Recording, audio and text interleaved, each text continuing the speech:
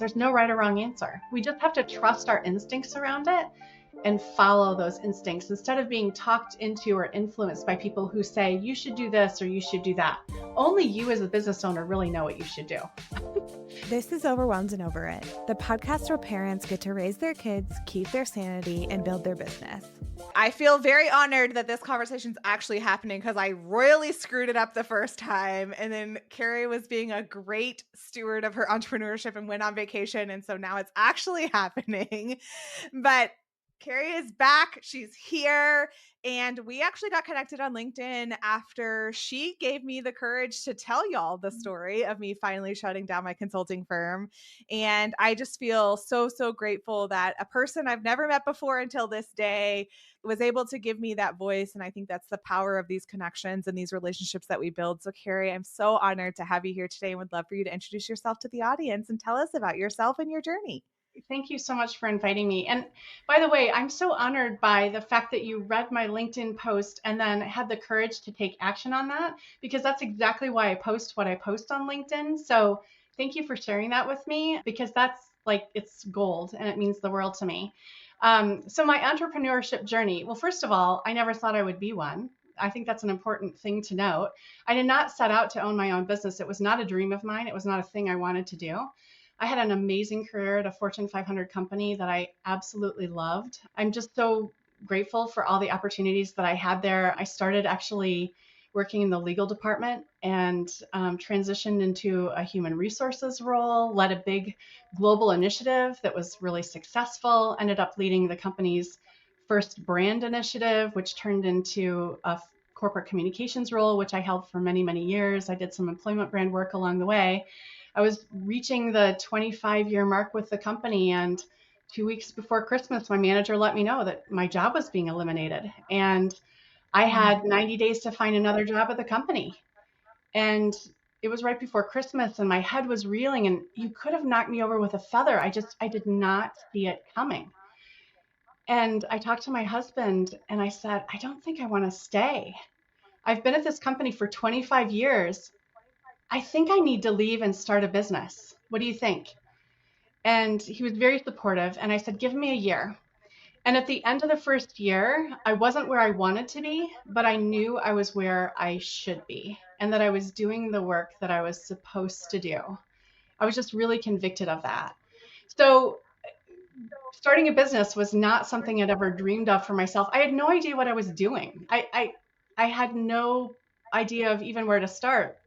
So when I decided that I was going to give it a try, I did what felt really natural to me, which was to reach out to the people in my network and say, hey, I'm thinking about starting a business. What do you think about my idea? What do you think I'd be good at? How do you think I could help people? And I asked them for their advice. And people kept coming back to me and saying, you're really good with words. You're great with strategy. You're really good at execution. You'd make a great consultant. Have you ever thought about being a consultant? I mean, it was just this consistent response from people I'd known a long time and very well, and people I'd known a short time or not at all and hardly at all. And the feedback was just so consistent. So I said, okay, well, I'll give it a try and get started. And how long ago was that? 6 years. 6 years.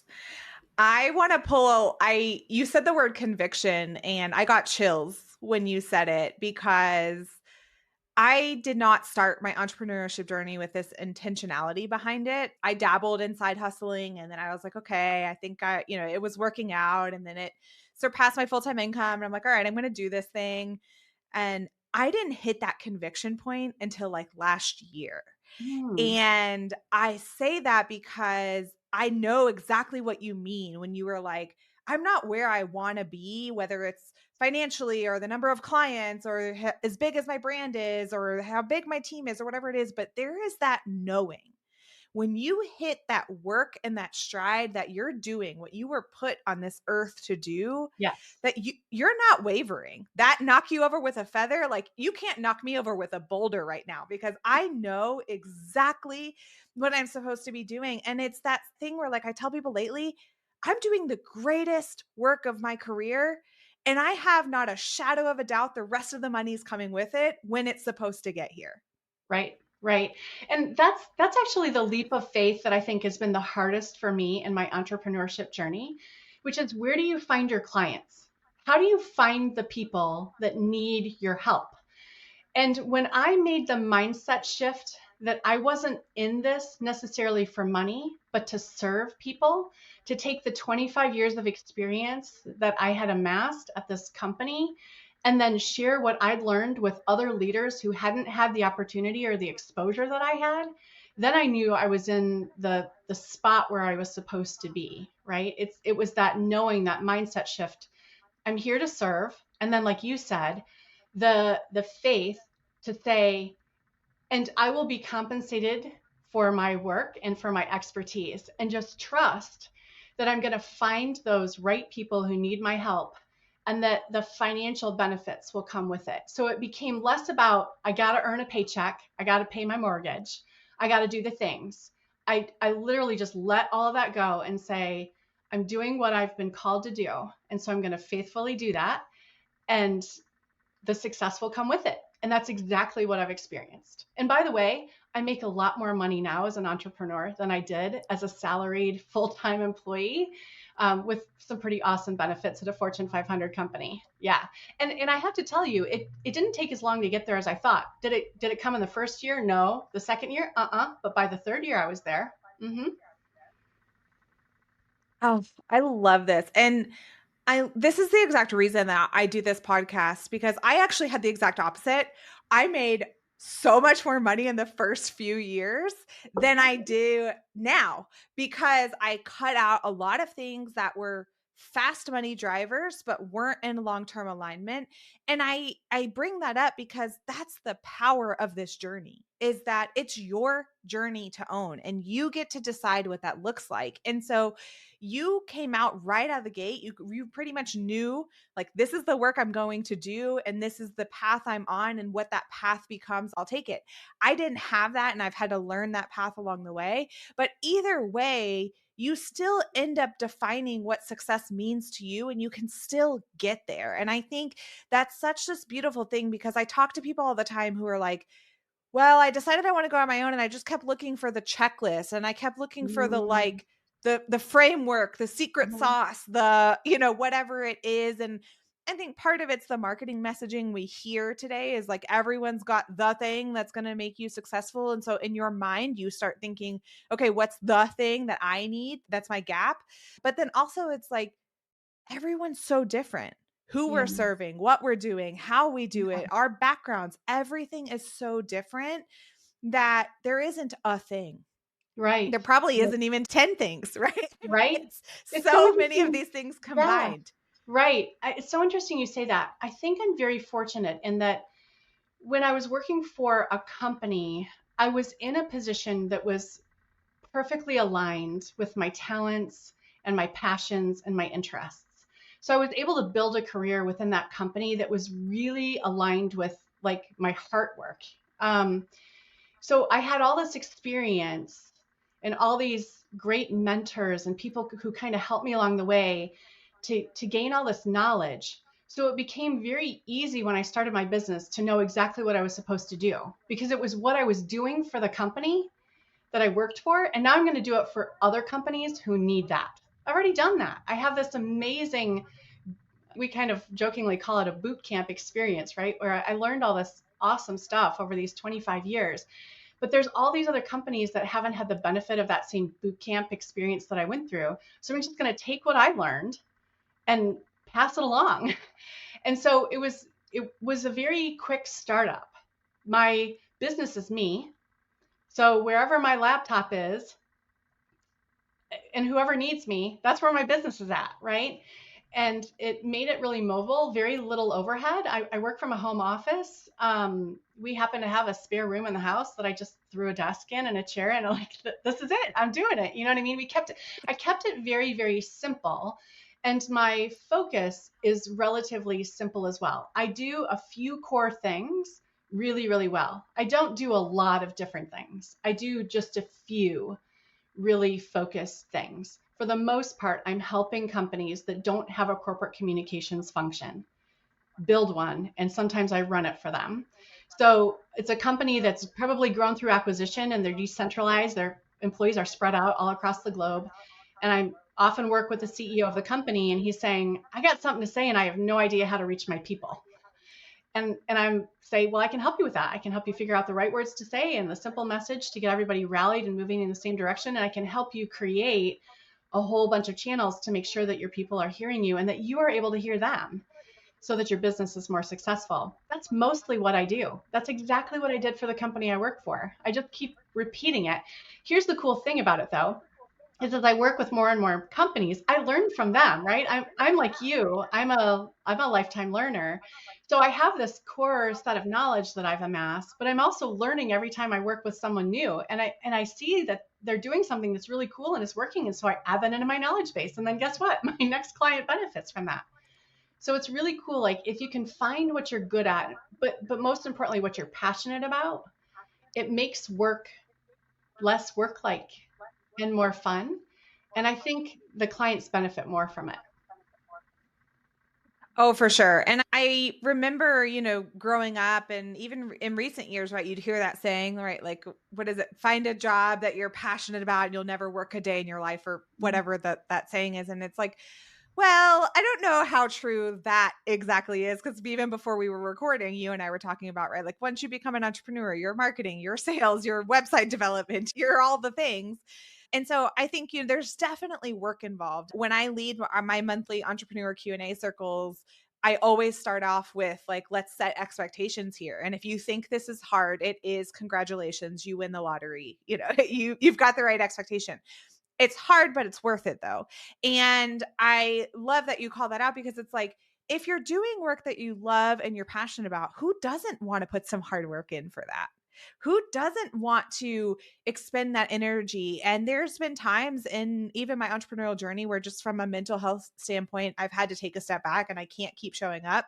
And I get to this point where I feel this like literal energy inside of my body. That's like, if I don't go sit in front of that computer and do the thing, I'm going to explode. It's like building up inside of me because it's my thing now. And I want to go be with it. And I want to go spend time with it. So I love that you found your thing that you can just go in on and you can focus on. And like you said, you're always learning and you're always growing and adding to the toolkit. But at the end of the day, what is Cari known for? What is her specialty? And that's so beautiful, because to go back and circle back to when you were saying like finding clients, that's one of the conversations that almost all of us struggle with, is especially for you. Like most CEOs are not going on LinkedIn, making a post saying, I have something to say and I don't know how, someone help. Right. So it's like these kind of a lot of traditional, like go DM clients. And a lot of that doesn't work for us service-based providers, because our clients are not posting their problems on the world for us to go find them. So it does make it more challenging, but that makes it even more important for you to have your thing that you're known for, so that when that CEO talks to their CEO friend and they are like, oh yeah, I got that same problem, they're like, oh, Cari solved it for me. You need to get on the phone with her. She'll fix it for you too. And that's how these businesses start to grow, where you aren't having to spend as much time doing sales and you're spending more time with clients and you're doing the pieces that you absolutely love again, even though there is a little bit of that grind in the early days. Totally. 95% of my business comes from referrals, either people I used to work with, or people who I used to work with who know somebody who needs my help. So that scenario you just said, a CEO who I previously worked with is talking to a CEO friend, and it turns out they're trying to solve a problem that I've helped someone else solve. That's where most of the business comes from. That's why the networking is so critical, is just to continue to meet new people and talk to them, because you just never know who they might know who might need my help. You're also so right about the grind. There are parts of my business that I'm not good at and I don't like. I have been hacked from an IT perspective. I need IT helpers. I have made some mistakes on my accounting. I need CPAs, right? I don't do the parts of my business that are outside of my core areas of expertise. I hire experts to do that kind of stuff for me. It just makes sense, but I'm very strategic about that. I don't give a lot of my business away. The core work that I do for my clients, I'm doing that work. I have a contractor that kind of helps me with some of the content creation. She maybe starts some things for me, save me a little bit of time, but always the work product that I deliver, the strategies that I deliver to my clients, I've developed that because my business is me. There's so many different business models, and there will be people that will say that's awful and you can't grow past that and you can't scale past that. And it's like, but that's, again, you own your journey and that's your choice. And Yeah. that is my honest favorite part about stepping into entrepreneurship, is that journey is whatever you want it to be.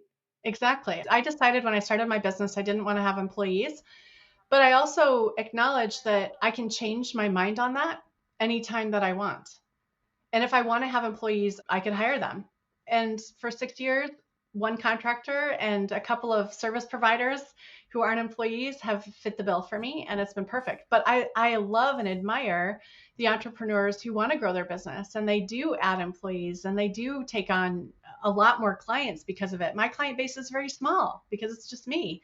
That's what works for me. Someone else might have a different vision, and that's okay too. I love that we as business owners have the ability to make that decision for ourselves. There's no right or wrong answer. We just have to trust our instincts around it and follow those instincts instead of being talked into or influenced by people who say, you should do this or you should do that. Only you as a business owner really know what you should do. Advice is always good. I Oh, lean very heavily on great advice from smart people, but ultimately it's my decision. that was the mic drop moment right there, Cari. We could just stop right here in the podcast. That's what everyone needs to hear, is at the end of the day, the only should you should be following is the one that your instinct tells you as the business owner. Well, Cari, I want to say thank you so much. I genuinely have just loved the friendship we've been able to build over the last few months, and always want to end our show with, how can we help support you? We'll have all your links so everyone can connect with you, but do you have anything coming up in the next few months that maybe our audience can help support you with, or just reach out and connect with you? Yeah, I am looking to serve, truly. So if you have a communications problem that you're struggling with, a difficult conversation, you're not finding the words, just anything communications related that I can help with, I'd love to hear from you. I'd love to have a conversation about whatever it is that you're facing. So don't hesitate to reach out. I love to have those 30-minute get to know yous. Let's just talk through things. It's one of my favorite parts of being a business owner. I have the ability to do that. So don't hesitate to reach out. Okay, awesome. If any part resonated with you today, I'd love to hear from you. Connect with me on LinkedIn at Gabs Hayes, or make sure you are registered for the Overwhelmed and Over It newsletter, which we deliver to you every Wednesday, Thursday, and Friday. Remember, you're not alone in this journey. We're all overwhelmed, but we don't have to stay that way. Until next time, this is Gabs.